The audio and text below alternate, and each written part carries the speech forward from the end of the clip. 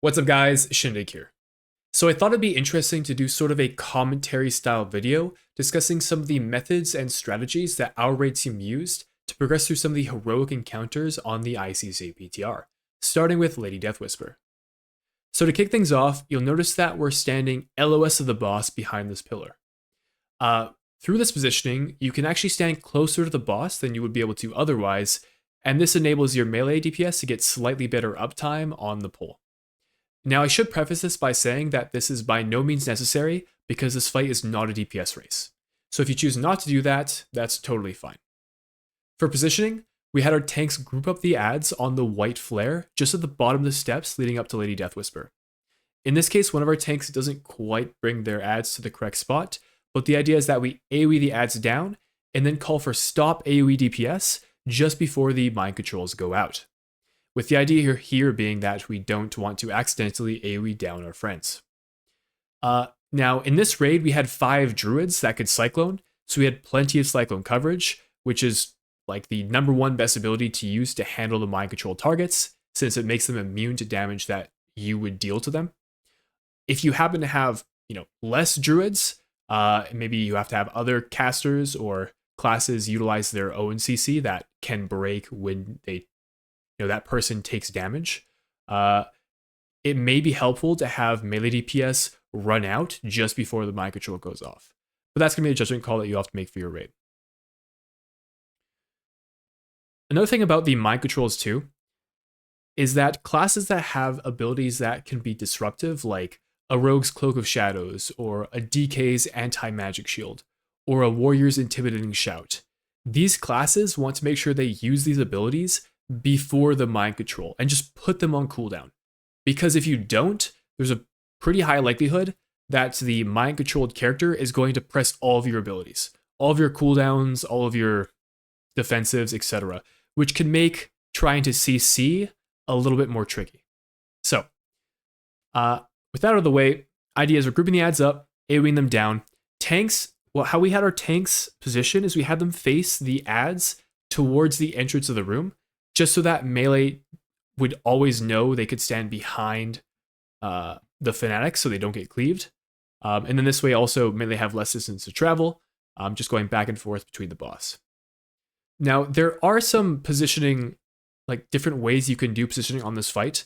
You can also have your ranged healers in particular, stand behind Lady Deathwhisper, and sort of utilize the space behind her, group up the adds more on the boss, and kind of go down that route. And at the start of Prague, we actually used this strategy off the rip. We had some other issues that came up during the strategy, kind of like threat issues, LOS issues, that, to be fair, could have been resolved had we spent more time on it. But we felt that just using this strategy was a little bit easier for us. It's definitely less efficient. The kind of optimal way you handle this encounter is you put the adds on the boss and you AoE all of it down, so none of that damage is being kind of, wasted, so to speak. But either or, we found this strategy worked for us. Grouping the adds up, AoEing them down. Now what you'll see here is we push the boss to about 10% on the mana bar, when in raid comms here I called for stop DPS, let's just focus a set of adds down. The reason we do this is you don't want to transition the boss into phase 2 while adds are still up, or while adds are spawning, because this just makes the phase transition very chaotic between trying to manage 7 adds and all of the ghosts that are now going to spawn. It's a lot to kind of wrap your head around. So what we do is we call for stop DPS. We have physical DPS finish off this caster add that was immune to magical damage, and then we have our casters phase the boss to phase 2. Melee DPS need to be cautious during this transition because the phase transition isn't inherently obvious. Like, it happens almost instantaneously. So if you just happen to have the first global after the phase transition, because of the threat reset, you might just get autoed and die. We often had our melee DPS die during the phase transition, so something to be mindful of. But anyways, phase the boss. The priority during the phase 2 is to not get hit by ghosts. #1 thing. To try and simplify the encounter, what I encouraged our raid to do was to just nuke the adds down as fast as possible, just to simplify the fight, so that there's one less thing going on. So you see me here as like an assassination rogue going to hit the ads, right? It's really bad for my damage profile. It's very inefficient. Once you've done this fight a few times and you feel more comfortable, definitely recommend trying to either drag the boss over to the ads or conversely drag the ads over to the boss.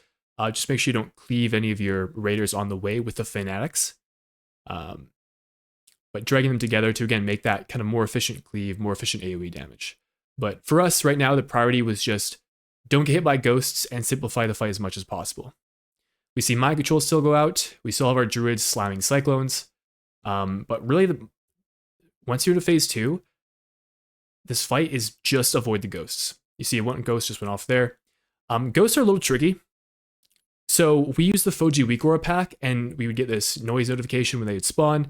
It was very loud, it was very obvious, and your immediate reaction is to look around and kind of check out your surroundings. This is good, but there's also no way to tell who the ghost is fixated on. So when you see one spawn near you, it's super important that you just get away. Additionally, at least on the PTR, we found that the ghosts would change targets. Also, you see I just get cleaved there and die. Melee DPS don't stand in front of the fanatics. Lesson learned. Yeah, the ghosts tended to change targets on the PTR. We're not sure if this is intended, but because of this, I would recommend, even if you're like 100% confident that a ghost is not pursuing you, don't be near it regardless. We're not sure if this will be present in the live client, but again, the ghosts are very dangerous, not worth the risk, just get away. Otherwise, the rest of this phase is just kind of rinse and repeat. Now, unfortunately, I die here because I think a ghost hit somebody else in the raid. But you'll notice that just towards the end of the fight here, we actually have a few ghosts go off. We have several people fall over, and we lose a lot of DPS.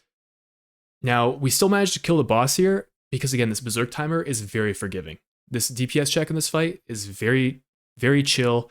Really, the only reason that you die or wipe during this phase is because ghosts hit too many players. So I think we've just had 3 go off in the past, like 15 seconds or so, which is why you see dead players on the screen.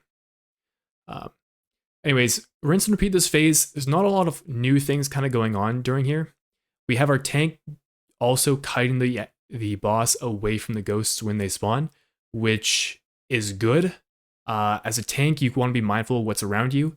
If you can position the boss in a good spot, such that your melee DPS don't have to run out to avoid ghosts, right? That's ideal. You want to try and maintain that uptime.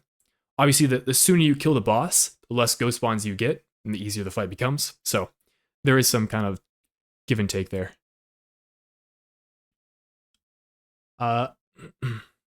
We see Frostbolt Volley going out and applying a debuff to people. I know in the boss guide I talked a little bit about Mass Spell being quite valuable here.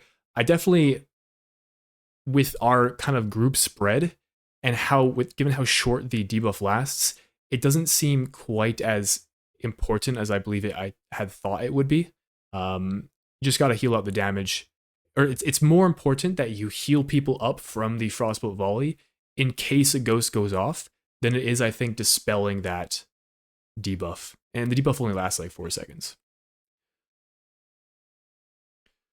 But anyways, with the last couple sets of ads here, I think this next coming set, we call for all damage to be focused into the boss while our tank just holds on to these ads. And something that's actually pretty neat about the ads that you'll see kind of later on in the fight with the upcoming set we're going to get is that the ads are susceptible to CC. That's stun, fears, sheeps even. So what we do here is, you'll notice none of our raiders are hitting the ads. We're all focusing the boss at this point. But we're still going to get one more set of ads spawning. When this next set of ads spawns, I call for warlocks to just spam fear 2 of the ads. And you can juggle that for the rest of the fight. And to be fair, if you have enough CC, you can indefinitely CC the ads during phase 2. Like there's no DRs, you can just CC them forever. I mean, obviously if it's fear, it'll break damage, but you'll see here, we have the fanatics get fear juggled, 1 and 2 of them, while the adherent is just free casting. At this point, the boss about to fall over, so it's not a huge deal. So yeah, if you're ever in a situation where it's like, pedal to the metal, we have to kill the boss or be killed, you can utilize CC to kind of extend the fight a little bit longer. But yeah, that's Lady Deathwhisper. that's basically the fight, and hopefully you found something in there that might have been helpful. Otherwise, that's it. I'll see you in the next one.